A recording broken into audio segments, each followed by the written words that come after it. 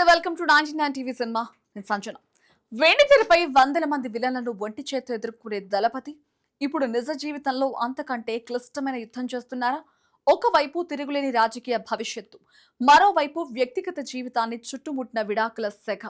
నటి త్రిషతో ముడిపెడుతూ వస్తున్న రూమర్లు, భార్య సంగీతతో విడిపోతున్నారన్న వార్తలు, కోలీవుడ్ నుంచి కోట్రీ వరకు ఇప్పుడు ఇదే హాట్ టాపిక్. ఇన్నాళ్లు మౌనంగా ఉన్న విజయ్ తాజాగా నోరు విప్పారు. కానీ ఆయన చెప్పిన సమాధానం సందేహాలను తీర్చిందా, లేక మరిన్ని సెన్సేషన్లకు బీజం వేసిందా? మహిళా దినోత్సవం సాక్షిగా విజయ్ చేసిన ఆ ఎమోషనల్ కామెంట్స్ వెనుక ఉన్న అంతరార్థం ఏంటి? దళపతి వర్సెస్ వివాదాలపై 99 టీవీ ప్రత్యేక కథనం.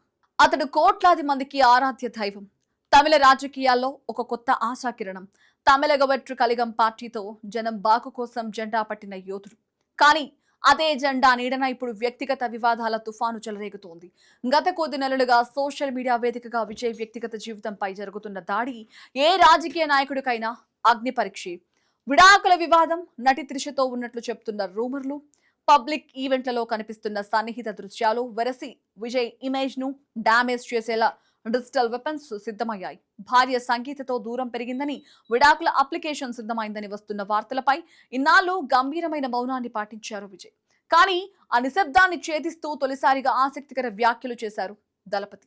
మహిళా దినోత్సవ వేదిక, అక్కడున్నది రాజకీయ కార్యకర్తలు కాదు, తనను ప్రాణంగా భావించే ఆడబిడ్డలు. అక్కడ విజయ్ మాటల్లో రాజకీయం కంటే ఒక వ్యక్తి పడుతున్న వేదన స్పష్టంగా కనిపించింది. నా వ్యక్తిగత విషయాల వల్ల నా కార్యకర్తలు, అభిమానులు ఇబ్బంది పడడం నాకు నొప్పి కలిగిస్తోంది.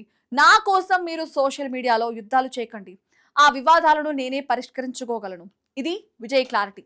తన కోసం పార్టీ ప్రతిష్టను పనంగా పెట్టొద్దని, కేవలం ప్రజాసేవపైనే దృష్టి పెట్టాలని ఆయన చేసిన సూచన ఒక లీడర్ గా ఆయనకున్న మెచ్యూరిటీని చూపిస్తోంది. కానీ ఇక్కడే అసలు సస్పెన్స్ మొదలైంది. విజయ్ మాట్లాడింది తన బాధ గురించి తప్ప వస్తున్న ఆరోపణల గురించి కాదు. త్రిష పేరెత్తలేదు, విడాకులపై అవును అనలేదు, కాదు అని కూడా కొట్టి పారేయలేదు. దీంతో విమర్శకుల గొంతు పెరిగింది. ప్రముఖ దర్శకుడు అమీర్ వంటి వారు బాహాటంగానే ప్రశ్నిస్తున్నారు. నేరుగా సమాధానం చెప్పకుండా పరోక్షంగా మాట్లాడితే అవమానాలు ఎలా పటాపంచలవుతాయి అన్నది వారి వాదన. ఇది క్లారిటీ ఇవ్వడమా, లేక అసలు విషయాన్ని తెలివిగా దాటవేయడమా? విజయ్ మాటలు ఇప్పుడు రెండు పక్షాలుగా విడిపోయాయి. అభిమానులు ఆయన నిజాయితీని మెచ్చుకుంటుంటే, ప్రత్యర్థులు మాత్రం దీనిని పొలిటికల్ డ్రామాగా అభివర్ణిస్తున్నారు. 2026లో తమిళనాడు సీఎం పీఠం అధిష్ఠించడమే లక్ష్యంగా అడుగులు వేస్తున్న వేళ ఈ వ్యక్తిగత వివాదాలు విజయ్ ప్రయాణాన్ని అడ్డుకుంటాయా, లేక తన సైలెంట్ పాలిటిక్స్ తో ఈ సెగను చలారుస్తారా? ఏది ఏమైనా విజయ్ మౌనం వీడారు. కానీ వివాదం మాత్రం ఇంకా సజీవంగానే ఉంది. ఆ స్క్రీన్ ప్లే ముందు ఎలాంటి మలుపులు తిరుగుతుందో వేచి చూడాలి.